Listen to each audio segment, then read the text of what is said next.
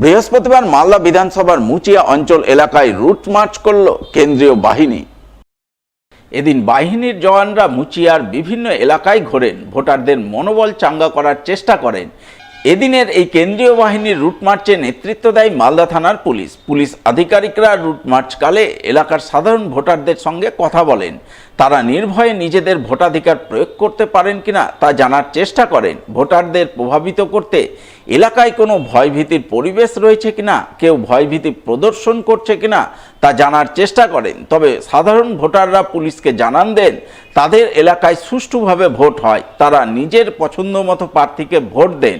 নির্দিষ্ট কোনো প্রার্থীকে ভোট দিতে তাদের কেউ প্রভাবিত করেন না।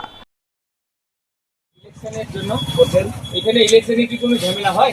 কোনোদিন হয়নি স্যার। এই জায়গাটা খুব সুপার ফাস্ট জায়গা। এখানে কারোর সাথে কোনো থাকে, কারোর সাথে কোনো ডিসকোয়ালিফাই নেই। কোনো লোক আপনাকে ভোট না সুপার ফাস্ট। কোনো রকম কোনো না কোনো লোক না কোনো ভয় দেখায় না, কোনোদিনই কেউ ভয় দেখায় না। আপনারা শান্তিপূর্ণভাবে শান্তিপূর্ণভাবে ভোট দিই। এখানে কোনো অসুবিধা নেই। কোনো অসুবিধা নেই। কোথায় ভোট দেন? আমরা কোথায় সামনে কত নম্বর এটা?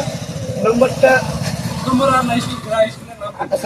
এটা হলো প্রাইমারি স্কুলটা সামনে। গ্রামের নাম কি? গ্রামের নাম মুচিয়া।